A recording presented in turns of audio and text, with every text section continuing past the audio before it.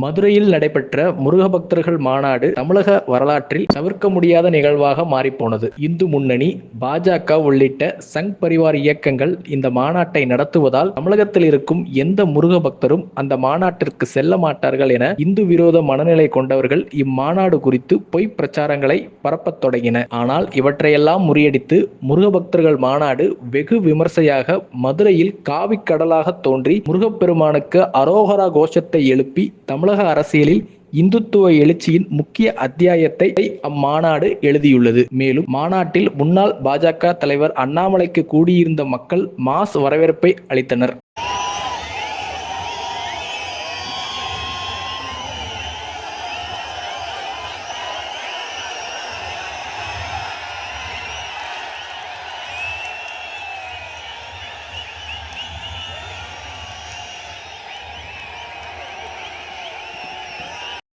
முன்னாள் மாநில தலைவர், தேசிய செயற்குழு உறுப்பினர் திரு அண்ணாமலை அவர்களை வருக என வரவேற்கிறோம்.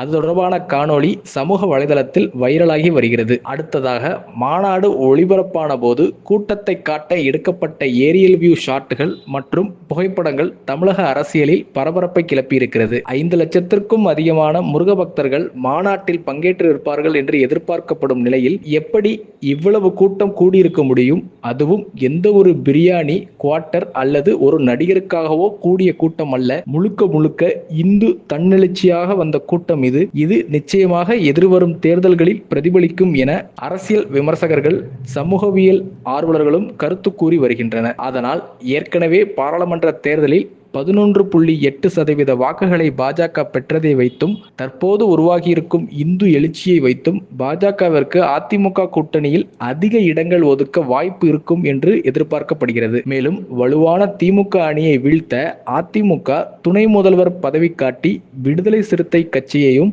விஜயையும் இழுக்க திட்டமிட்டுள்ளதாக சொல்லப்படுகிறது. இது தொடர்பான பேச்சுவார்த்தையை தொடங்க பாஜகவின் டெல்லி தலைமை சிக்னல் கொடுத்திருப்பதாக பிரபல நாளிதழ் ஒன்று செய்தியாக வெளியிட்டுள்ளது. தமிழக அரசியலில் தற்போது பெரும் விவாதத்தை கிளப்பியிருக்கிறது இந்த கூட்டணி ஆட்சி என்ற வார்த்தை.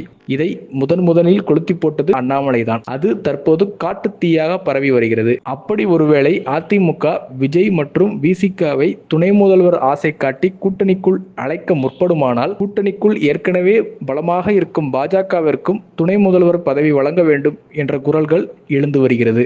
அப்படி ஒரு வாய்ப்பு நடந்தால் அப்பதவியை இன்றைய பாஜக மாநில தலைவர் நயினா நாகேந்திரன் அல்லது முன்னாள் பாஜக தலைவர் அண்ணாமலை அல்லது ஏதேனும் ஒரு தலைவரை துணை முதல்வராக பாஜக கொண்டு வரும் என பலரும் யூகித்து வருகின்றனர்.